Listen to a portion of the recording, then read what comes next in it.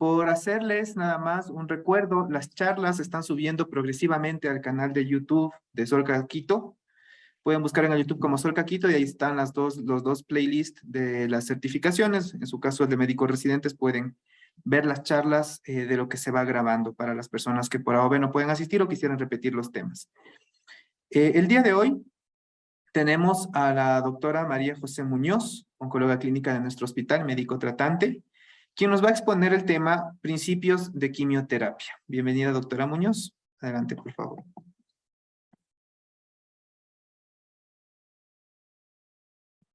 Buenas tardes, muchas gracias por su asistencia. Como lo dijo el doctor Puente, hoy vamos a ver el tema de lo que son principios de quimioterapia.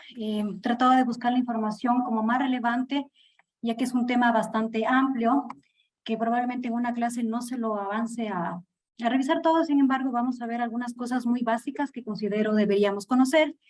Como en la agenda tenemos introducción, un poco de historia, vamos a ver mecanismos de acción, tipos de quimioterapia, efectos secundarios y algo a lo que le he llamado como básicos de quimioterapia que deberíamos tomar en cuenta cuando vamos a empezar un tratamiento de este tipo.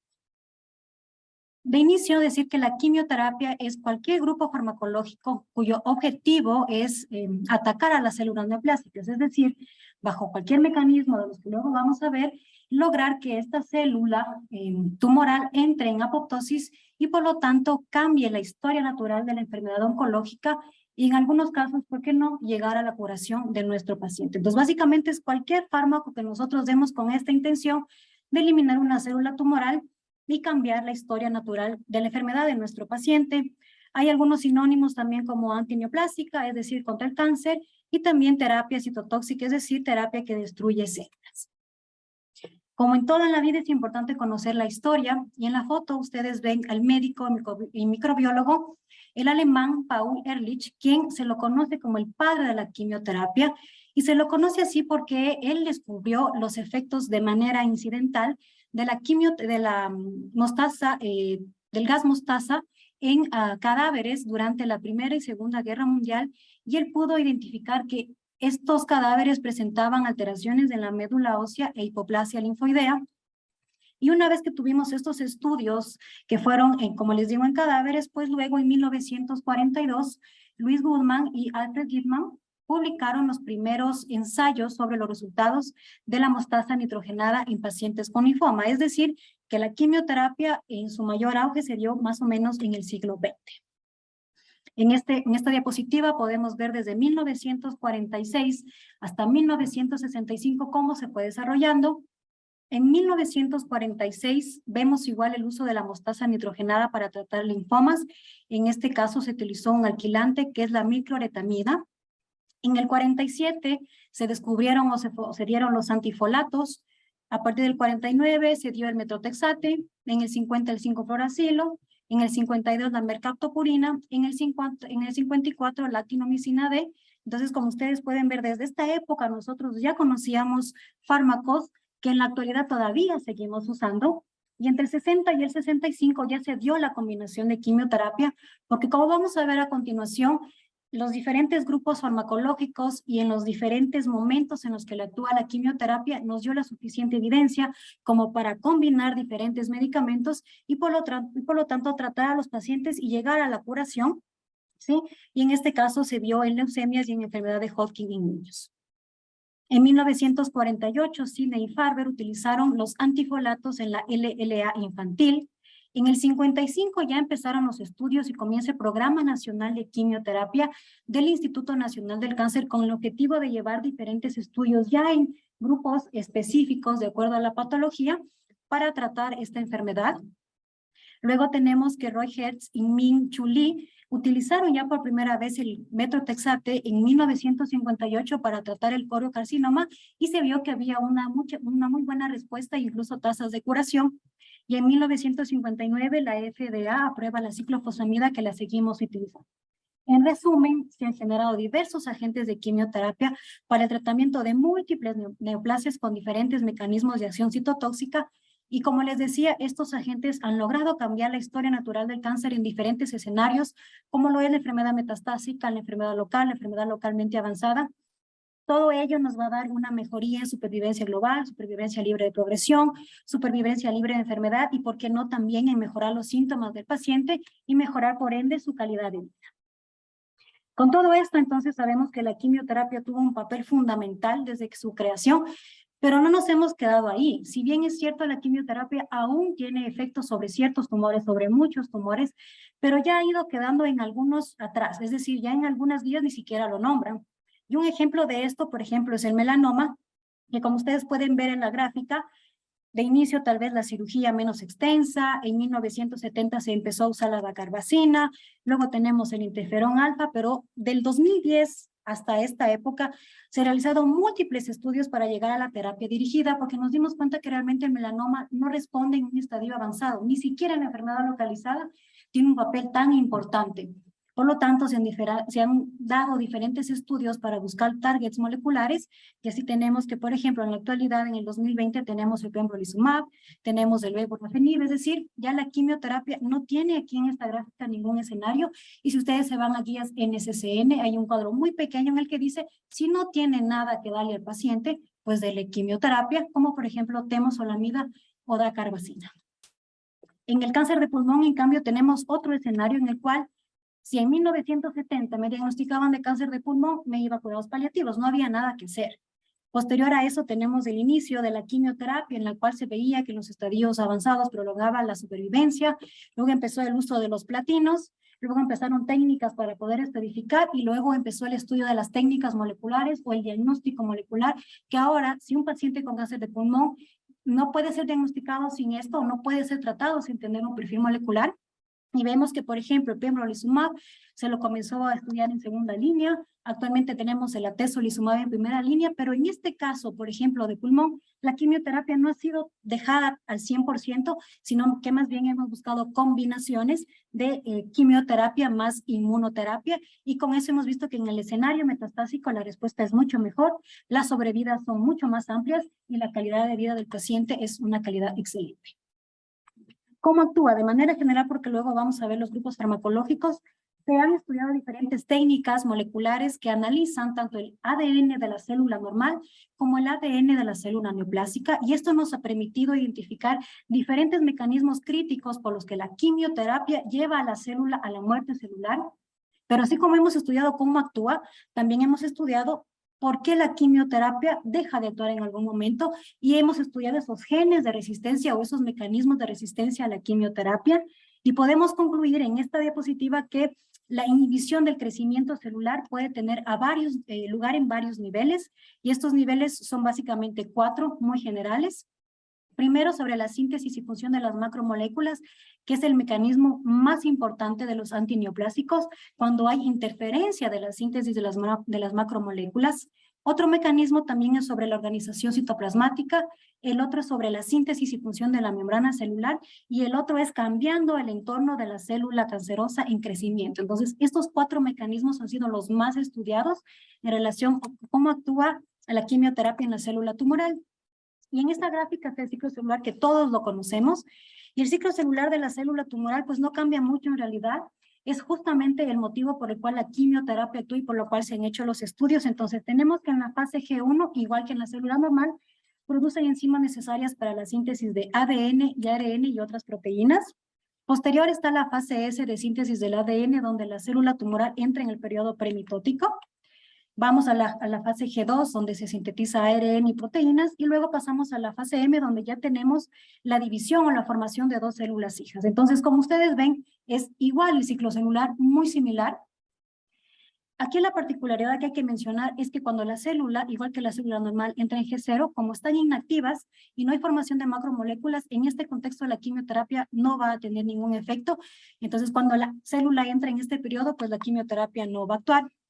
¿Y por qué es importante saber el ciclo celular? Porque hay algunos medicamentos que se han clasificado de acuerdo a si tienen alguna relevancia en alguna fase específica del ciclo celular. Y en esta gráfica podemos ver, por ejemplo, que en la mitosis actúa específicamente los inhibidores de los microtúbulos, como por ejemplo los taxanos. En lo que es G1 actúa la actinomicina D. En lo que es la fase S actúa, por ejemplo, la citarabina, el 5-fluoracilo. Y en fase G2 actúa la bleomicina y el bortezomib. Entonces, como ven, por eso es tan importante el estudio del ADN en la célula tumoral, porque podemos identificar en dónde va a actuar específicamente la quimioterapia, y de este principio también nacen las combinaciones. Es decir, si yo le quiero dar a mi paciente paclitaxel carboplatino, sé que, por ejemplo, el paclitaxel va a actuar en la fase M, y adicional también tengo un platino que no tiene relación con el ciclo celular, y por lo tanto voy a tener esos dos mecanismos de interacción en la quimioterapia. Pero también podemos tener medicamentos que actúan en dos fases a la vez, como por ejemplo en la fase S y en la fase G2, como los inhibidores de la topoisomerasa, como el etoposide. Partiendo de todo esto, se han formulado diferentes principios en cuanto, o fundamentos básicos en cuanto a por qué debería dar la quimioterapia. Uno de los iniciales que se generaron fue, ¿por qué yo le doy quimioterapia a un paciente después de una cirugía? Y se hicieron múltiples estudios en donde se vio que había o podía haber enfermedad residual o micrometástasis, que si estas micrometástasis se desarrollaban, se convertiría en una enfermedad incurable, y de este principio nace la quimioterapia o el tratamiento adyuvante. También se pensó mucho, bueno, si la célula está en reproducción y yo actúo sobre el ciclo celular, ¿por qué no le doy un solo ciclo y con eso elimino todas las células? Y de aquí nació el estudio en donde dice que una dosis determinada mata a una fracción constante de células, independientemente de cuántas células estén expuestas. Entonces, esto quiere decir que no con el primer ciclo de quimioterapia, así todas las células estén expuestas, yo voy a llevarlas a apoptosis, sino más bien la constancia de dar los ciclos de quimioterapia son los que van a eliminar por completo, si es el caso curativo, las células tumorales. Y de ahí nacen los periodos cada 21, cada 15, cada 28 días del tratamiento de quimioterapia. Ahora, también tomando en cuenta que hay tumores que se pueden curar con la quimioterapia, nace el principio de que los tumores que son o que reaccionan o que responden mejor a la quimioterapia son aquellos tumores que tienen un mayor índice de proliferación celular, como por ejemplo son los tumores germinales. Como les había mencionado, las células en reposo cinético, pues son G0, realmente no van a responder a la terapia citotóxica, y de todo esto nace también el principio de la terapia combinada, en el cual la quimioterapia no es el único tratamiento, sino también se implementa las otras técnicas como radioterapia y cirugía. Aquí quiero hacer una acápite en el sentido de que si yo le doy quimioterapia y sé que todas las células tumorales en rápida reproducción van a ser afectadas, pues ese es el principio de la toxicidad de la quimioterapia. Porque así como tengo células normales, también tengo células oncológicas, y el efecto secundario se va a ver más en aquellas células normales de nuestro cuerpo que están igual en rápida reproducción. De ahí, por ejemplo, nace la toxicidad hematológica.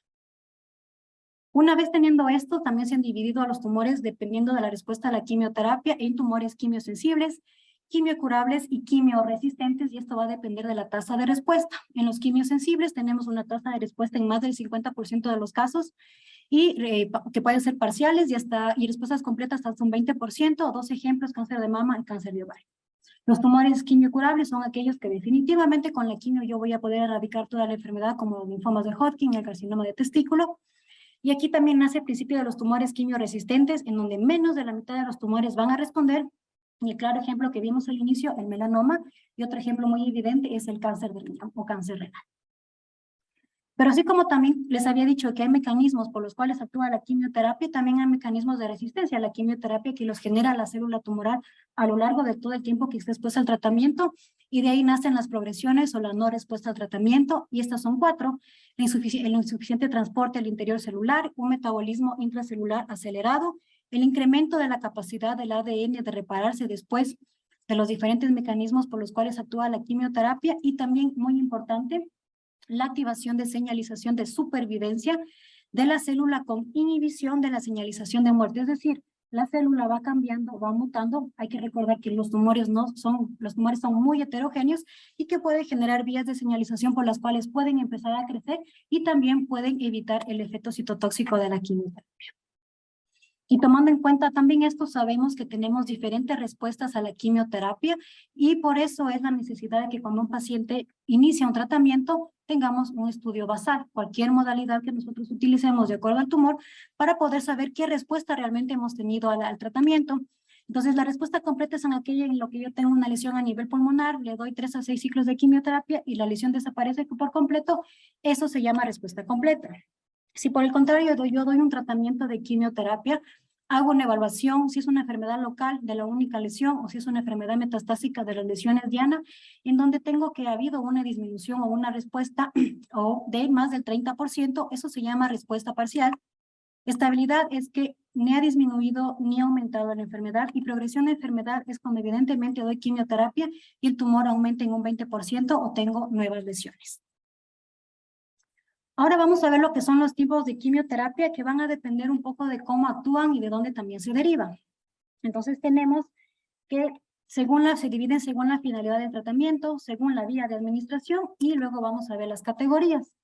Dentro de lo que es la finalidad por la que yo doy quimioterapia, hay cinco grupos de pacientes. Entonces tengo la terapia adyuvante, que es aquella quimioterapia que doy después de un tratamiento principal, como por ejemplo la cirugía, con el objetivo justamente de eliminar, si quedó alguna célula muy pequeña, que aún no ha formado una lesión que se la puede ver por imagen, las denominadas micrometástasis, y con esto voy a disminuir el riesgo de recurrencia o de que el cáncer vuelva.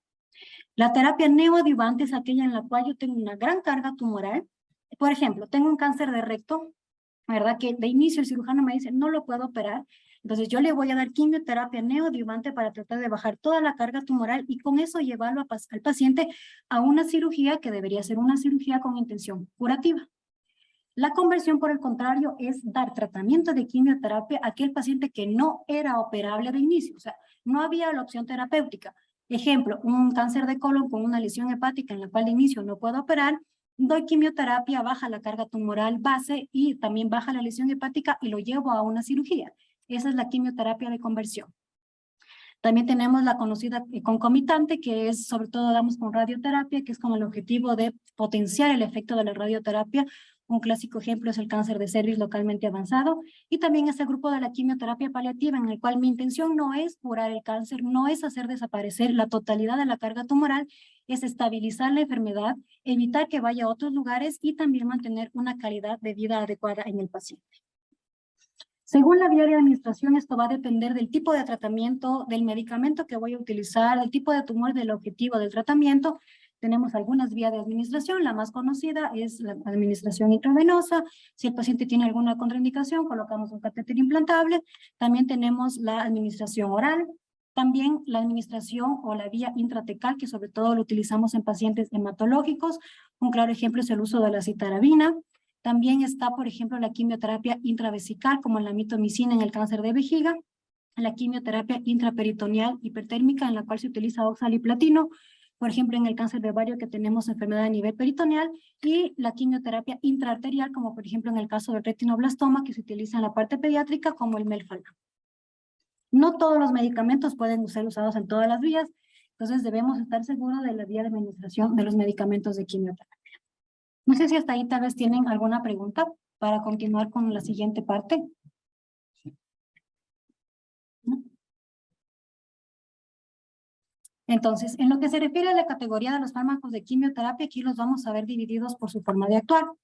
Entonces, de inicio tenemos los agentes alquilantes, en los cuales sabemos que una vez que doy el agente alquilante, este se va a unir a las bases de ADN, y lo que va a causar es que como el ADN se ve que no está correctamente ensamblado, va a generar, va a intentar repararse y va a comenzar a fragmentarse. Y una vez que se fragmenta, no va a poder repararse y por lo tanto va a generar apoptosis o muerte celular. Y también estos agentes alquilantes lo que puede hacer es que puede que el ADN logre repararse, pero puede que dé un apareamiento incorrecto, es decir, por ejemplo, como en la gráfica, una guanina con timina, y por lo tanto, como la célula o la hebra de ADN está mal formada, pues igual va a entrar en un proceso de apoptosis, y esa va a ser la forma en la cual el agente alquilante va a llevar a muerte celular. Algunos ejemplos están la ciclofosfamida, la ifosfamida, la mitomicina C, la dacarbazina, la temozolomida, que se puede utilizar, por ejemplo, en leucemias, en linfomas, Hodgkin, no Hodgkin, en mieloma, en cáncer de ovario. Aquí tenemos la temozolomida, que muchos la conocemos. Hay que reconocer que este es un análogo estructural de la dacarbazina, y su cualidad es que este medicamento sí atraviesa la barrera hematoencefálica, y por eso es que se lo utiliza en tumores del sistema nervioso central. El otro grupo que tenemos son los derivados del platino, en los cuales su forma de actuar es que este medicamento, una vez que ingresa, va a unirse a adenina y a guanina, y por lo tanto también va a dañar las bases de ADN. Y este ADN dañado va a intentar repararse, no lo va a lograr y va a entrar igual en apoptosis. Los medicamentos más conocidos en este grupo están cisplatino, oxaliplatino y carboplatino.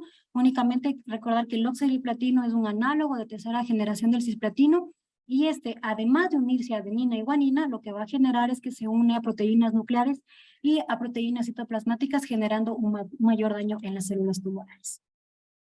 El otro grupo son los antimetabolitos, que en cambio estos son medicamentos muy específicos del ciclo celular. Lo que van a hacer es actuar en enzimas específicas relacionadas con las purinas y las pirimidinas, lo cual va a causar depresión de estas enzimas y va a generar alteración en la síntesis de los ácidos nucleicos. En la gráfica podemos ver el ejemplo del metotrexato, ¿no? El cual ingresa a través de la membrana o del transportador de membrana RFC. Y una vez que ingresa es poliglutamizado por la enzima poliglutamato sintasa. Y una vez que pasa eso va a inhibir la tetrahidrofolato reductasa y evita la formación de tetrahidrofolato y por lo tanto no se va a formar o no se va a generar purinas y no va a haber formación de ADN. Entonces este es un medicamento, como ustedes ven, que actúa específicamente sobre las enzimas y dependiendo de dónde va a actuar se divide en antifolatos como el metrotexate o el metexed, análogos de las pirimidinas como el 5-alforgacil o la gemcitabina, análogos de las purinas como la 6-mercaptopurina y análogos de la adenosina como la fluoradabina. El metrotexate es uno de los medicamentos que puede administrarse por vía oral, sin embargo el problema es que tiene una absorción errática, sobre todo en dosis superiores a 25 miligramos metro cuadrado y en este caso también puede tener un uso intramuscular. Hay que también recalcar que entre las fluoropidimidinas que puede darse por vía oral es la capecitabina, que es un profármaco del 5-fluorescilo, que se lo administra por vía oral y luego por un montón de procesos se convierte en 5-fluorescilo. También tenemos los agentes que actúan o interaccionan con las topoisomerasas. Como sabemos, ellas van a tener un papel fundamental en la reparación, en la transcripción del ADN, y al estar alteradas, obviamente no se van a llevar a cabo ninguno de estos procedimientos, llevando a apoptosis y muerte celular. Esto se va a dividir, o este grupo de medicamentos se dividen en antraciclinas como la taunorubicina, la doxorubicina o adriamicina, las podofilotoxinas como el etopósido que actúan específicamente en la topoisomerasa 2 en la fase G2, y los derivados de la captotecina que viene del árbol de la felicidad o de la captoteca acuminata, que se la conoce así, que por ejemplo es el irinotecan, y también en este grupo está la actinomicina. Un acápite en relación a las antraciclinas, que son antibióticos derivados de la actinobacteria. Estos específicamente inhiben la topoisomerasa 2 y es súper importante saber que de este grupo tenemos dos medicamentos que causan cardiotoxicidad que no pueden superar ciertas dosis, como lo es la epirubicina hasta 900 miligramos metro cuadrado y la adriamicina, que es 400 miligramos metro cuadrado. Y estos medicamentos hay que recordar que son muy vesicantes. Si hay una extravasación durante la infusión, hay que mantener el manejo correcto de la extravasación. El otro grupo de medicamentos que tenemos son los agentes que interaccionan con los microtúbulos. Como ya sabemos, son polímeros proteicos que lo que permiten es que el uso va a ser parte del uso mitótico y permiten también la migración de los cromosomas durante la mitosis. Y los medicamentos que actúan sobre los microtúbulos se los conoce como los alcaloides de la vinca. En este grupo están la vincristina y la vinblastina, los taxanos y los análogos de las epotilonas.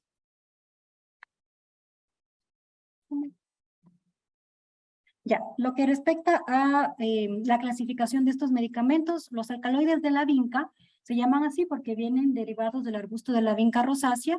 Estos se unen a la tubulina e inducen que hay una ruptura en el uso mitótico y lo mismo puede causar que puede haber irritación durante el paso de esta medicación. Por eso es que estos medicamentos normalmente los pasamos en bolo, porque si tenemos infusiones muy largas pueden causar neurotoxicidad, incluido hilio paralítico. Los taxanos se llaman así porque también vienen en la corteza del tejo, y aquí quiero hacer una cápita en relación, por ejemplo, al paclitaxel, que es un medicamento que todos lo usamos y es un medicamento que puede dar reacciones súper importantes si no se genera o se da la premedicación, ya sea un día anterior o una dosis de corticoide un poco más alta el día de la administración, porque el paclitaxel tiene reacciones en relación a su disolvente, que es el cremofor, y por lo tanto necesita ser preparado el paciente para poder dar sea un paclitaxel semanal o sea un paclitaxel cada 21 días. Y también dentro de los estudios que se han hecho en los taxanos están las moléculas como el napaclitaxel, cuyo objetivo ha sido disminuir justamente estos efectos secundarios de las reacciones alérgicas, y también se lo generó con la intención de generar menos neurotoxicidad.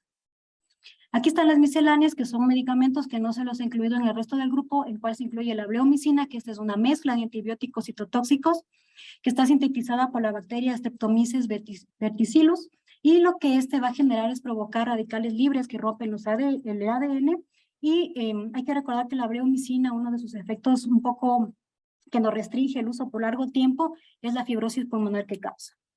Luego también está la L-asparaginasa y la hidroxiurea, que generalmente se utilizan en tumores hematológicos, ¿sí? Y que se los tienen un gran uso en estos pacientes, ¿no? Pero no están dentro del resto del grupo por su forma de actuar. Esto con respecto a la división en relación a los medicamentos de acuerdo a cómo actúan y de acuerdo también a su origen. Un acápite importante que considero que deberíamos saber sobre la quimioterapia son los efectos secundarios, ¿sí? ¿Por qué es tan importante conocer los efectos secundarios y saberlos tratar y saberlos prevenir? Porque si nosotros tenemos un paciente que empieza quimioterapia, debemos procurar que acabe la quimioterapia. Normalmente tenemos los pacientes en la sala de espera, en donde el vecino que está esperando al lado de él le cuenta todos los efectos secundarios que ha recibido la quimioterapia, y cuando el paciente entra no quiere recibir el tratamiento, por temor, por ansiedad, ¿sí? Incluso por el desconocimiento. Entonces, es la obligación de los médicos que vamos a iniciar un tratamiento, procurar explicarle al paciente de la forma más clara cuáles van a ser los efectos secundarios, pero para ello debemos conocerlos primero, y segundo, también debemos conocer cómo actuar y cómo prevenirlos. ¿Con qué objetivo? Con el objetivo de que el paciente concluya el tratamiento, de disminuir ansiedad, de disminuir la tasa de que el paciente nunca más vuelva a la consulta, y también de generar un poco de educación en el paciente, ¿no? Los efectos tóxicos se los debe clasificar de acuerdo a la severidad, a la frecuencia y a la duración, y hay dos dimensiones que nosotros debemos evaluar, que es la subjetiva y la objetiva, es decir, ¿qué me dice el paciente que sintió luego de su primer, segundo, tercer ciclo de quimioterapia, y qué es lo que yo puedo observar en el paciente, ¿sí? Y hay que recordar también que la toxicidad no solo es a corto plazo, también puede haber una toxicidad que ya vamos a ver que es a largo plazo. Ahora, existen criterios para poder saber la severidad de las toxicidades con un sistema ordenado, clasificado, y es súper importante también conocerlo. Y en este caso también se usan las escalas de la OMS o las escalas del Instituto Nacional del Cáncer, que nos permite poner grados a las toxicidades. De acuerdo al momento de la aparición, existen toxicidades inmediatas, precoz, retardada y tardía. La toxicidad inmediata es la que el paciente en el momento de infundir la quimioterapia puede presentarlo, por ejemplo, vómito. La toxicidad precoz, un poco más tardía, como la alopecia. La toxicidad un poco ya retardada es como, por ejemplo, la ototoxicidad por platinos. Y la toxicidad tardía, como por ejemplo, segundos primarios. Las toxicidades más comunes. Hay que recalcar que no todas las personas experimentan la misma sensación luego de la quimioterapia. Hay pacientes que pueden tener todas las toxicidades que ustedes les comentaron, y hay pacientes que no pueden tener ninguna. Entonces, por eso hay que individualizar a cada paciente. Y como les decía, lo más importante es la prevención de los efectos secundarios a través de la información, la educación y el soporte a nuestro paciente. Y normalmente los efectos agudos desaparecen gradualmente, y hay algunos efectos que pueden permanecer un poco más de tiempo. Los efectos secundarios más comunes que amanecen de manera inmediata o precoz están las reacciones alérgicas, cansancio, alopecia, la mucositis, las infecciones, náusea y vómito, y también la toxicidad hematológica, que las vamos a describir brevemente. Entonces tenemos la toxicidad gastrointestinal, de inicio náusea y vómito. Hay que recordar que náusea y vómito se puede dividir en 3 grupos de acuerdo a su aparición. Entonces, aguda son los primeros minutos de la quimioterapia, hasta las primeras 24 horas, y puede tener un pico máximo de incidencia entre las 4 y 8 horas, ¿no? Luego tenemos lo que es la toxicidad o náusea y vómito diferidos o tardíos, que suele presentarse luego de las primeras o dentro de las primeras 24 horas de la administración. Y aquí hay que recordar que hasta el 40% de los pacientes pueden presentar náusea y vómito diferida, a pesar de que nosotros usemos cualquier tratamiento antiemético, y esta puede extenderse hasta los 6 a 7 días. Es por eso que las indicaciones que nosotros enviamos al paciente para casa no deben ser menos de 5 días, porque sabemos que ese es el tiempo más o menos en el que el paciente puede presentar este tipo de toxicidad gastrointestinal. Y también están la toxicidad gastrointestinal náusea y vómito anticipatoria, que es que yo no le he dado al paciente el tratamiento al paciente y ya está vomitando. Es el paciente que ingresa hoy, lo prepara y empieza a vomitar desde la noche. Y aquí normalmente las guías NSCN recomiendan utilizar, por ejemplo, alprazolam para disminuir la incidencia de esta toxicidad. También hay que saber que no todos los medicamentos tienen el mismo riesgo de generar náusea y vómito y se dividen en alto, moderado, bajo y mínimo. Alto, más del 90% de los pacientes va a presentar náusea y vómito, entonces si le vamos a dar cisplatino a 100 miligramos metro cuadrado al paciente, procurar iniciar con todos los medicamentos antieméticos. Si bien es cierto, no tenemos a la mano, pero un medicamento que nos ayudaría, por ejemplo, es el aprepitan, más el ondansetron acompañado de dexametasona, pero a la medida de lo que tenemos hay que procurar que en estos pacientes no vayan a vomitar. El riesgo moderado del 30 al 90% de los pacientes, por ejemplo, con oxaliplatino, riesgo bajo, pacientes que reciben paclitaxel o docetaxel monodroga, y el riesgo mínimo más que con la quimioterapia son con los nuevos medicamentos dirigidos, como por ejemplo bevacizumab o cetuximab, que realmente son muy poco eficientes. Y aquí están las tablas para nosotros poder clasificar a los pacientes para poder saber qué tipo de toxicidad. Normalmente van del grado 1 al 4, del 0 al 4, va a depender un poco de la guía que ustedes utilicen. Por ejemplo, si ustedes tienen un paciente que le van a dar paquetes carboplatino, le van a explicar, señora, si tiene un episodio, hasta 2 episodios, hasta 3 episodios de náusea y vómito, puede hidratarse en casa. Pero si ya empieza con más de este número, no puede esperar, tiene que venir a la emergencia, a pesar de toda la terapia que usted le dé, porque eventualmente cuando ya a medida que avanza los grados de toxicidad, lo que tenemos que hacer tiene una mayor importancia, como por ejemplo la hidratación intravenosa. Entonces, para nosotros en la consulta es súper importante cuando ustedes tienen un paciente con toxicidad que pongan el grado de la toxicidad, porque de eso va a depender si yo le quito el medicamento definitivamente, si yo tengo que hacer una reducción de dosis, o si le puedo dar el tratamiento porque tal vez vomito una vez al día por los 5 días luego de la quimioterapia. Otro efecto también que a veces lo dejamos de lado es la mucositis, que es la inflamación de la mucosa gastrointestinal desde la boca hasta el ano. Hay que recordar que hasta el 40% de los pacientes que reciben quimioterapia pueden presentar mucositis y se aumenta hasta un 70% en aquellos pacientes trasplantados o que recibieron radioterapia a cavidad oral. Los factores de riesgo serían un mal cuidado bucal, la existencia de alguna patología preexistente, como por ejemplo diabetes, y aquellos pacientes que tienen una mala dentadura y que presentan también cuadros de neutropenia. Entonces, un paciente que ingresa con neutropenia en nuestro servicio, hay que revisar la mucosa oral. Las características de este es que puede haber enrojecimiento, úlceras en la mucosa, inicialmente solo puede iniciar como una sensación quemante, un poco de dificultad para la deglución y luego ya empiezan a evolucionar a otras lesiones y puede evolucionar a un dolor severo. Puede darse una mucositis directa, es decir, por el efecto de la quimioterapia por alteración de la capa basal epitelial o por aquellos pacientes que ingresan con neutropenia y que pueden generar infecciones secundarias a esto. Lo mismo depende del grado y dependiendo del grado vamos a poder actuar. Hay que recordar que tiene una duración más o menos de 14 días. Ahora, con respecto a lo que es otro síntoma que también o alguna otra toxicidad que puede presentar los pacientes es la diarrea, que se va a evaluar de acuerdo al número de las deposiciones, de acuerdo a si hay sangre, si hay moco, etc. Lo mismo, todos tienen grados, en este caso, por ejemplo, del 0 al 4, en los cuales en el 4 yo ya tengo un paciente con deshidratación severa, y lo mismo, si estoy en la consulta, le voy a explicar al paciente, señor, si tiene 4 diarreas al día, hidrátese en casa. Si tiene más de 4 diarreas, por favor, acuda al servicio de emergencia. Ojo, no quiero decir que con esto el paciente venga a la emergencia con diarrea y todo el mundo diga es la quimioterapia.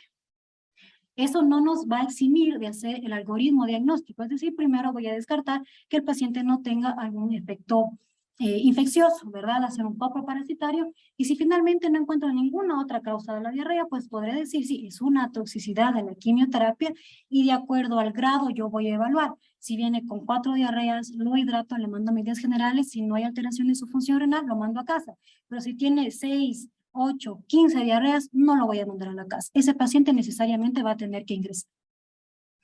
Otro efecto secundario es el estreñimiento, que muchos también de los pacientes lo presentan. Recordar que no solo es por la quimioterapia, nuestros pacientes también reciben ondansetron, que también causa estreñimiento, y también reciben opioides, que también puede generar ese efecto secundario. Entonces, por favor, hacer una correcta evaluación de los pacientes en relación al estreñimiento y explicar también cuándo debe venir el paciente a la emergencia para evitar que en su casa o la vecina le haga o el de la farmacia le haga un enema cuando esté con 200 segmentados.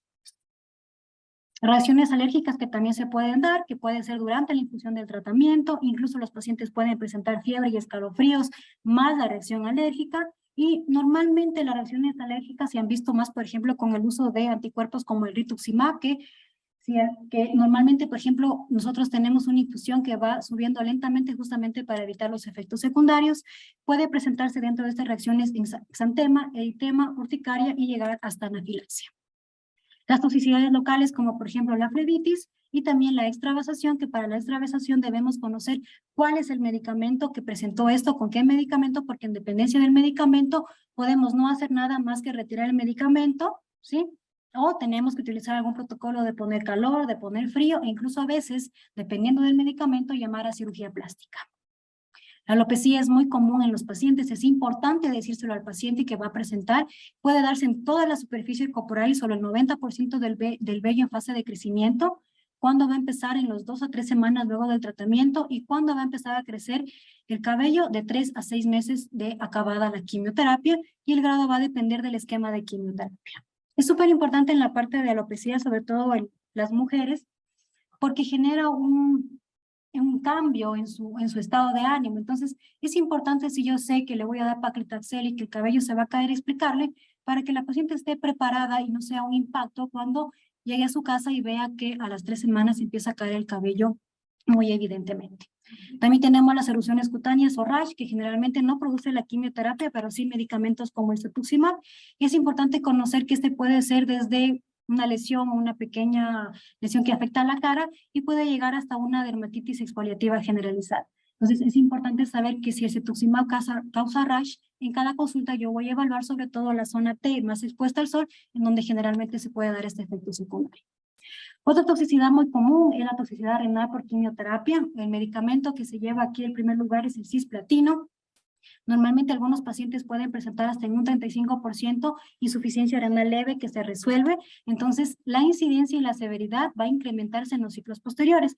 Es por eso la insistencia de nosotros cuando se coloca la quimioterapia que el paciente debe estar hiperhidratado antes y después de recibir el cisplatino y procurar tener una diuresis de 100 a 200 cc hora para evitar el daño renal en los pacientes y también por eso es importante conocer su estado funcional y sus antecedentes antes de dar el medicamento. Otro medicamento también que puede dar insuficiencia renal es el metotrexate a dosis altas. Otro también que tenemos es la cistitis hemorrágica o la cistitis que pueden presentarse con hematuria, ¿verdad? Y esta está relacionada con 2 medicamentos especialmente que es la ciclofosfamida y la ifosfamida. Es por eso la necesidad de alcalinizar al paciente antes de que reciba estos 2 medicamentos, sobre todo en dosis muy altas. Mantener controles de pH y también controles de hematuria durante el paso o la infusión de estos medicamentos. En caso de que ustedes tengan un paciente con hematuria, por favor, suspender la quimioterapia, hacer un examen de orina para ver si hay sangre macroscópicamente y recordar también que debemos utilizar mesna, que es en teoría el antídoto que utilizamos, porque lo que hace es inactivar el metabolito tóxico de estos 2 medicamentos y por lo tanto evitar que se acumulen en la vejiga. Entonces, si tienen un paciente en el turno que está recibiendo ifosfamida y comienza con hematuria, probablemente sea el medicamento que estamos pasando. Hay algunos medicamentos que pueden causar hipertensión arterial, como por ejemplo el bevacizumab, hasta en un 18%, un grado 3-4. Y también es importante recordar que los medicamentos de quimioterapia pueden causar miocardiopatías, sobre todo, como les había mencionado en las primeras diapositivas, las antraciclinas son un ejemplo claro de esto, por lo tanto debemos saber las dosis tope de medicamento para no volver a dar. La doxorubicina causa una toxicidad acumulativa. Si yo ya le di a mi paciente cuando era pediátrico por un linfoma doxorubicina, si tiene después una segunda neoplasia como cáncer de mama, no le puedo volver a dar doxorubicina definitivamente porque esa dosis quedó acumulada y no le puedo reintroducir el medicamento. Hay algunos tipos de cardiotoxicidad, la aguda que se presenta durante el paso, la crónica que puede aparecer 3 meses de la última quimioterapia y la tardía que puede aparecer hasta 20 años después de la última quimioterapia y esta puede acompañarse de arritmias graves, incluyendo taquicardias y fibrilaciones ventriculares. También podemos tener procesos isquémicos, procesos de bradicardia, como hemos visto con el 5-fluoracil. Entonces, la importancia de tomar y de ver los signos vitales de los pacientes durante la infusión de estos medicamentos. Otra toxicidad a tomar en cuenta es la toxicidad pulmonar aguda, con cuadros como neumonitis intersticial inflamatoria, que sobre todo la causan los inhibidores de tirosinquinasa y también se ha visto estudios con el trastuzumab.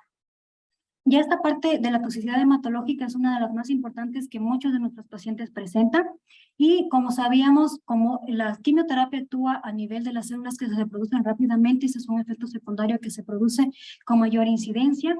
¿De qué va a depender el tiempo y la duración y la severidad de que se bajen o que haya mielosupresión del esquema y del estado también del paciente, del estado nutricional y de los tratamientos que haya recibido previamente? Dentro de esas toxicidades está anemia, leucopenia, baja de neutrófilos, neutropenia con neutrófilos menos a 500 por metro cúbico y las plaquetas trombocitopenia, ¿sí? Entonces, la neutropenia febril puede presentarse hasta en un 60% de los pacientes y este mismo grupo puede tener una infección al mismo tiempo. Por eso, cuando el paciente llega con menos de 500 segmentados, es que hacemos todos los estudios para poder descartar un foco infeccioso y se describe como una temperatura mayor a 38.5 durante más de una hora con menos de 500 neutrófilos y esta es una situación amenazante para la vida del paciente. ¿De qué va a depender que el paciente se pueda complicar cuando tiene neutropenia febril? Del tipo de cáncer, del tipo de la intensidad de quimioterapia, pacientes mayores de 60 años que tengan enfermedades concomitantes, mujeres, mal estado nutricional, pacientes que hayan estado hospitalizados previamente por muchas ocasiones, que el cáncer no esté en progresión, que tenga neumonía o que el paciente haya sido trasplantado. Y aquí cabe recalcar que existen dos tipos de profilaxis, la profilaxis primaria y la secundaria. La profilaxis primaria es en aquellos pacientes en los cuales yo quiero evitar que el paciente vaya a presentar neutropenia y aquí es súper importante ver el riesgo de acuerdo al esquema. En la NCCN lo divide, posibilidad de tener menos del 10% de neutropenia, esos pacientes no requieren profilaxis primaria. Si tienen del 10 al 20% debemos ver factores de riesgo, como por ejemplo, pacientes que hayan recibido radio, cirugías menos de 4 semanas, infiltración de la médula ósea, pacientes desnutridos, pacientes mayores de 65 años, si tengo un riesgo de un 10 a un 20% de tener neutropenia con el esquema, tengo que dar factores estimulantes de colonias. Si por el contrario tengo un esquema que genera más del 20%, no voy a esperar a que el paciente haga neutropenia. Tengo que iniciar con factores estimulantes de colonias, por ejemplo, un cáncer de mama, un esquema TAC, con tripleta, ese paciente de inicio tiene que ir con factores estimulantes. La profilaxis secundaria se refiere a cuando ya tuve un evento de neutropenia y quiero evitar que para los próximos ciclos el paciente presente este efecto secundario, entonces inicio con factores estimulantes y la dosis es de 5 microgramos kilogramo día por vía subcutánea. Hay que recordar que aquí tenemos una única presentación de 300 microgramos, que es lo que damos, pero la dosis, si tuviéramos otras presentaciones, sería esa. Y si yo tengo un paciente que hizo neutropenia y ingresó con neutropenia y estoy dándole factores estimulantes porque requiere, por su condición clínica, continuar, lo daremos hasta que tenga 10.000 leucocitos o 10.000 neutrófilos, ¿sí? Entonces, ese es el corte que nos dan las guías. Cuando tengan un paciente hospitalizado y llegan a este valor, es suficiente. No damos más factores estimulantes de colonias. Es importante saber que no todos los medicamentos tienen el mismo nadir. El nadir es el punto más bajo en el que puede llegar el contagio de neutrófilos. Dependiendo del medicamento pueden variar entre 5 y 9 días, entre 15 y 21 días, entre 10 y 14 días. No avanzaría a decirle todos los medicamentos porque son muchos, pero eventualmente hay que conocer el medicamento para también poder saber en qué momento va a llegar a su nadir. También tenemos que pueden darse hemorragias, esto sobre todo con el bevacizumab, que es un anticuerpo y que generalmente hay que recordar que si un paciente va a ser operado, hay que evitar hacerlo dentro de los primeros 28 días de haber sido expuesto al medicamento. Si es que por alguna situación emergente tenemos que hacerlo, saber que ese paciente tiene un mayor riesgo de hemorragias que la población en general. Eso es con relación a las toxicidades como agudas que se pueden presentar. Luego tenemos las toxicidades tardías que pueden darse muchos años después de que el paciente haya recibido tratamiento. A manera de ejemplo, pueden presentar déficit cognitivo los pacientes que recibieron cisplatino, pérdida de la visión los pacientes que recibieron cisplatino, alteraciones de las glándulas de primaria en los pacientes que recibieron 5-fluoracilo, fibrosis o cirrosis hepática los pacientes que recibieron methotrexate, miocardiopatías que ya hemos visto, fibrosis pulmonar, la bleomicina, insuficiencia renal y cisplatino. Es decir, si yo ya le di al paciente, acabé hace 3 meses, este paciente puede presentar mucho más tiempo, hasta 6, 8 meses, esas toxicidades tardías. Y también tenemos las segundas neoplasias, que también es importante conocer, sobre todo en el campo de la pediatría. O sea, niños que han recibido tratamiento por diferentes enfermedades o pacientes muy jóvenes, sabiendo que la posibilidad de supervivencia es mayor con los nuevos tratamientos, también tenemos la posibilidad de tener segundos tumores. ¿Cuáles son los medicamentos de quimioterapia que pueden generar esto? Los alquilantes, los inhibidores de la topoisomerasa y las antraciclinas. ¿Y qué tipo de tumores? Por ejemplo, si yo traté un linfoma de Hodgkin, esto puede generar luego una leucemia por el tratamiento. Un linfoma no Hodgkin, cáncer de vejiga. Un cáncer de mama, después la paciente puede tener cáncer de mama contralateral, de endometrio o leucemias. Es decir, Es súper importante poder saber qué medicamento le estoy dando al paciente y cuántos años tardíamente puede presentar otras neoplasias. Entonces, cuando estamos en el control con un paciente y encontramos una lesión sospechosa, esa lesión tiene que ir a estudio a descartar si no tiene una segunda o un segundo tumor, mucho después, incluso hasta 10 años de haber recibido su tratamiento inicial. Y para finalizar y no aburrirlos más, tengo los básicos para iniciar quimioterapia, que nada más es recordar que para dar la quimioterapia debemos tener ciertas cosas muy básicas que lo podemos ver durante la consulta externa o durante la hospitalización. Entonces, en grande lo he puesto en la biometría, que es como el primer pantallazo que yo tengo cuando estoy en la consulta y veo a mi paciente, entonces voy a ver neutrófilos. Ojo, esto puede variar en los pacientes hematológicos y en los pacientes pediátricos y dependiendo del esquema, pero de manera general para dar quimioterapia necesito 1500 segmentados, 10 de hemoglobina y 100.000 plaquetas. Esto va a tener excepciones. Si tengo un paciente con cáncer de próstata con infiltración a la médula ósea, no voy a tener 100.000 plaquetas. Si tengo 60.000, tendré que dar la quimioterapia porque sé que una vez que yo disminuya la cantidad de células tumorales en la médula ósea, las plaquetas van a ir recuperándose. Entonces, todo relativo, no es al 100%, pero eso es como lo básico que necesitamos para dar el tratamiento. La función renal, la función hepática y, por favor, las proteínas y sobre todo la albúmina. Sabemos que la albúmina es un predictor de mal pronóstico y también sabemos que si tengo un paciente desnutrido con hipoalbuminemia, la quimioterapia va a hacer todo menos efecto sobre el tumor y voy a tener un paciente con mayor toxicidad. Entonces, en la apertura, cuando el paciente llega de inicio, hay que solicitar proteínas para conocer si necesito algún apoyo por parte de nutrición. ¿Por qué la función renal? Y aquí les he puesto 3 ejemplos diferentes. Con cisplatino, si yo tengo un clearance de 10 a 50, pues tengo que darle un 25% menos de dosis de la que le iba a dar al paciente. Por el contrario, con el oxaliplatino, si tengo de 30 a 80, no hay ningún ajuste. Pero si tengo menos de 30, tengo que empezar con 65 miligramos metro cuadrado. Otro medicamento que también puede tener implicación renal es la ifosfamida. Entonces, aquí en cambio, si tengo un clearance mayor a 60, le doy full la dosis, 100%. Si tengo de 30 a 60, le doy 75. Si tengo de 10 a 30, le doy 50. Y si tengo menos de 10, pues no le voy a dar el medicamento. Esto es para que se den cuenta que no es una regla general en todos los medicamentos. Por eso es tan importante tener una función renal para poder yo establecer qué medicamento es el mejor para mi paciente y no vaya a causar un mayor daño. Con respecto a la función hepática, por ejemplo, el Ocetaxel se ajusta a ALT, a AST y a fosfatasa alcalina. Dependiendo de la circunstancia, o le doy la dosis completa o definitivamente le suspendo todo el tratamiento. Y otro ejemplo también de exámenes complementarios es el ecocardiograma o el electrocardiograma. Si yo tengo un paciente que le voy a dar doxorubicina, con toda la explicación que les ha dado, lo mínimo que debe tener ese paciente antes de empezar la quimio es un ecocardiograma para yo poderle hacer seguimiento posterior y ver si no he quedado con un problema cardíaco. Si le voy a dar trastuzumab, que no es quimioterapia, pero entra dentro del grupo de los tumores que pueden dar cardiotoxicidad, que es reversible, igual tengo que tener un ecocardiograma y el control con este medicamento se lo hace cada 4 meses. Y en cambio en el Paclitaxel, como sé que me va a dar alteraciones en la conducción, le voy a pedir de base un electrocardiograma. Entonces, esto es para que ustedes sepan que cada vez que ustedes van a administrar un medicamento pueden tener múltiples efectos secundarios y muchas cosas basales que deberíamos tener antes de empezar un tratamiento. Entonces, en el conocimiento que nosotros tengamos de lo que vamos a prescribir, va a depender 3 cosas. Primero, que le vaya bien al paciente. Segundo, evitar toxicidades. Y tercero, evitar que el paciente abandone el tratamiento. Y como conclusiones, para finalizar, sabemos que la quimioterapia cambió la historia natural del cáncer. Si bien es cierto, sigue siendo un estándar en algunos tratamientos, pero han evolucionado a tratamientos personalizados. Uno de los principales efectos de la quimioterapia sobre la célula es afectar las macromoléculas para generar apoptosis. Existen diferentes modalidades de quimioterapia que va a depender de la administración, del tipo de medicamento, de la intención del tratamiento. La toxicidad gastrointestinal es una de las principales y que se presenta de manera aguda. Y como les decía, conocer los efectos secundarios, identificar su grado y sus factores de riesgo nos permitirán prevenirlos y disminuir la tasa de que el paciente no vuelva nunca más a nuestra consulta. Eso sería de mi parte. Les pido mil disculpas por la rapidez, pero es un tema bastante largo.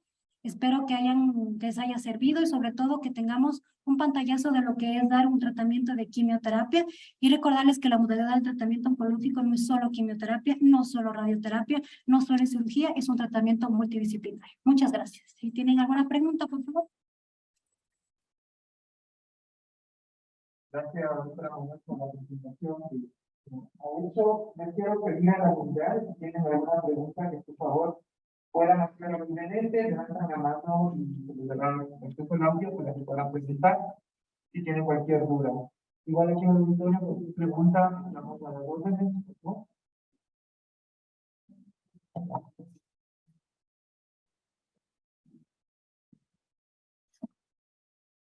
Buenas tardes, ¿a qué definimos neurotoxicidad? Ya, la neurotoxicidad es un efecto secundario que se presenta en aquellos pacientes que, por ejemplo, en su mayoría reciben taxanos, capecitabina, y lo que genera es un dolor que puede ser de inicio dolor en manos, en pies, ¿verdad? Que puede empezar con una sensación solamente de que el paciente no puede o no tolera el frío o cuando se lava las manos, hasta una neurotoxicidad, es decir, una alteración a nivel de los nervios periféricos, hasta no poder escribir. Entonces, la neurotoxicidad es uno de los efectos secundarios que sí probablemente no estaba dentro de la presentación, pero se presenta sobre todo con el paclitaxel. Entonces, en este caso, la evaluación del paciente sobre la percepción del dolor en sus manos y en sus pies, sobre la percepción de cuando camina o sobre la percepción de hacer actividades como tomar café o escribir, nos va a servir para evaluar el grado de toxicidad, que puede ir desde un grado 1 hasta un grado 4, que puede ser incapacitante. Entonces, en este caso, terapia del dolor siempre nos ayuda porque podemos utilizar medicamentos como gabapentina desde el inicio. No necesariamente el paciente tiene que tener déficit para escribir o para tomar café, sino que si ya comienza a tener sensación de adormecimiento de manos y pies, o tiene sensación de que cuando se lava con agua muy fría, tiene sensación de corrientazo, que lo dicen ellos, ya deberíamos empezar a tener un neuromodulador para evitar que esto se convierta en una secuela importante. ¿Alguna otra pregunta en el auditorio? ¿Tareas de las unidades? Yo tengo una pregunta, ¿no? Primero, me parece genial cómo logró en la charla, el tiempo era poquito, pero las cosas que me preguntaba en este estudio, no han estado aquí, o este tema sistémico, y sí, realmente lo que tenemos como tiempo. Uno vivió cuando hacía turnos de oncología clínica. Las consecuencias de las toxicidades que se manejan los pacientes, toxificaban las proteínas y todo, y me escuché mencionar que las terapias dirigidas hoy en día disminuyen muchísimo esto. Pero también salta lo otro, que es el costo de las terapias dirigidas. Yo quisiera saber si usted tiene como que un estimado proporcional de la diferencia de costo entre la quimioterapia que ha expuesto y las terapias dirigidas a los monoclonales de la quimioterapia. ¿Cuál es más o menos la diferencia de costo que hace que no podamos tener ese acceso? Porque a veces vaya a pensar que es porque no queremos tomar y no... Es una buena pregunta. A ver, como les daba en las primeras diapositivas, el tratamiento oncológico ha evolucionado de una manera sorprendente hasta tener inmunoterapia, inhibidores CDK4/6. Y claro, estos medicamentos, al no actuar necesariamente en el ciclo celular, no van a dar esta toxicidad hematológica importante en los pacientes. Estamos hablando que tal vez una quimioterapia en un escenario, por ejemplo, de cáncer de pulmón, que no le puedo dar atezolizumab, me costará la quimioterapia unos $500. El atezolizumab me va a costar unos $4,000 a $6,000 por cada ciclo. Pero aquí viene la pregunta, si tengo un paciente que yo le estoy dando quimioterapia, que sé que es un tratamiento que no va a responder de manera adecuada, y eso va a llevar a infecciones, a ingresos varias veces con los pacientes, ¿cuánto es lo que me voy a ahorrar en este paciente con atezolizumab, que no va a tener tantas toxicidades, ¿verdad? Sí es cierto que la ampolla es muy costosa, pero tengo este grupo de pacientes que reciben quimioterapia y están ingresados semanas en la hospitalización. Entonces, no tengo un estudio de costo-efectividad en este momento, pero realmente hay que recordar que la terapia dirigida primero no es para todos, ¿sí? Ese es un concepto errado que tenemos y es un concepto errado que muchas de las veces el ministerio tiene en su cabeza. O sea, no vamos a darle a todos atezolizumab, no voy a darles a todos afatinib, voy a darles solo a cierto grupo de pacientes. Y probablemente si yo solo le doy a ese grupo de pacientes y tengo una sobrevida de 2 años sin una sola toxicidad, pues sí sea mucho menor a darle quimioterapia a los pacientes, sabiendo que la tasa de respuesta es de un 50%, con muchas toxicidades en las cuales tengo que utilizar neuromoduladores, tengo que utilizar morfina, tengo que utilizar antieméticos, tengo que utilizar filgastrin, o pefilgastrin que cuesta $600. Entonces, deberíamos hacer un análisis muy grande sobre costo-efectividad de los medicamentos, pero también hacer conciencia de que no se trata de dar por dar la terapia dirigida, sino de seleccionar a ese paciente que yo sé que va a responder de acuerdo a los criterios del estudio y seguramente dar quimioterapia nos va a salir más costoso que dar un tratamiento que tiene muy pocos efectos secundarios. ¿Alguna otra pregunta?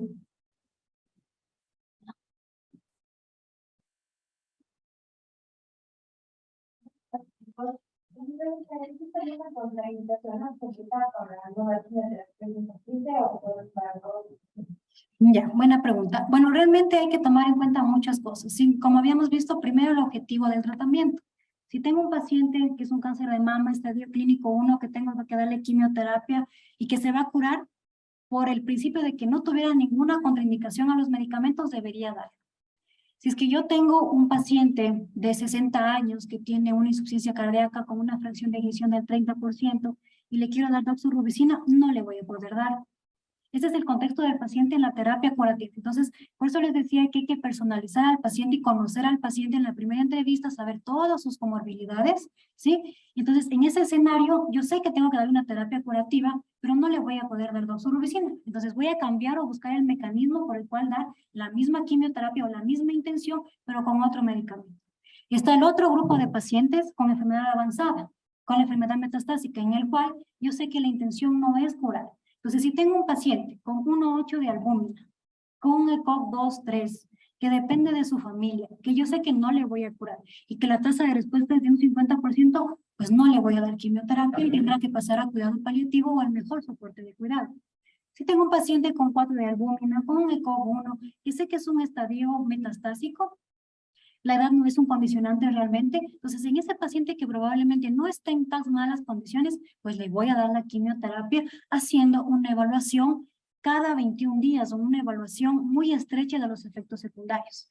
Y les digo que no es una contraindicación, o sea, no es una contraindicación absoluta de la edad porque a veces nos sesgamos. Tengo un paciente de 30 años con albúmina y 1,8 y tiene un cáncer de cervix 4B y me empeño en darle la quimioterapia. ¿Para qué? Sí, tiene 30 años.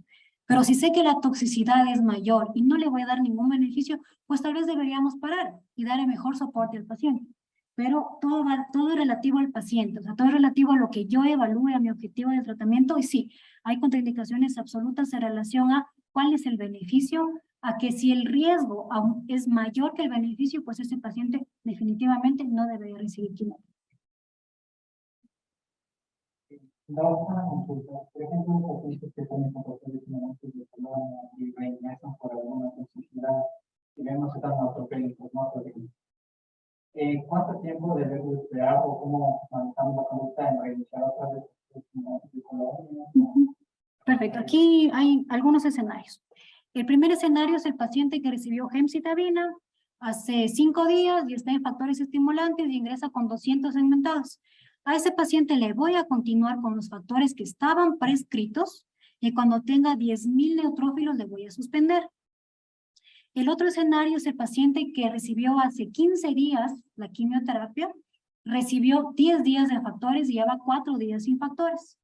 Pero ese paciente está inestable, está recibiendo vancomicina, está en la terapia intensiva, tiene un alto riesgo de mortalidad porque tiene 100 neutrófilos. Entonces, en ese paciente le voy a reiniciar los factores. ¿Hasta cuándo? Hasta tener igual 10,000 neutrófilos. No está escrito que hay una evidencia mayor en dar soporte con factores estimulantes de colonia en los pacientes que no estaban recibiendo. La única indicación es que haya una evidencia de que hay riesgo vital para reiniciar. Y la otra es cuando los pacientes reciben pegfilgrastim, que como sabemos es el filgrastim que está pegilado y se va liberando de forma paulatina. Entonces, si el paciente recibió hace 7 días de pegfilgrastim, démosle unos 3 días, siempre y cuando el paciente no esté en riesgo vital, para que la liberación de la molécula empiece a darse con en mayor cantidad y ese paciente seguramente va a salir igual. Todo depende del contexto del paciente, pero esa sería como los 3 escenarios que pudieras tener en factores estimulantes de colonias. No sé si tienen preguntas desde Zoom. Sí, buenas tardes, Doc. Gracias por la exposición, Doc. En cuanto a lo que hablamos anteriormente sobre el estado nutricional, ¿hay un punto de corte con respecto al estado nutricional para que sea contraindicación el inicio de quimioterapia? Lo ideal sería que el paciente tenga corte de albúmina, pero no estamos en el mundo ideal. Entonces, si tienes un corte entre 2,5 y 3, sería como un valor aceptable. Si tienes un corte entre 2,5 hacia abajo, y es un factor de muy alto riesgo para tener toxicidades, Y si tienes una albúmina en 2, pues tu paciente tiene un corto pronóstico o un pronóstico a corto plazo muy malo. Entonces, digamos que creería yo que entre la evidencia dice que si tienes 4 va mucho mejor, pero entre 2,5 a 3, pues sería como el mínimo que podríamos tener en un paciente como para empezar quimioterapia, haciendo un seguimiento estrecho y con la evaluación por nutrición. Ya, gracias.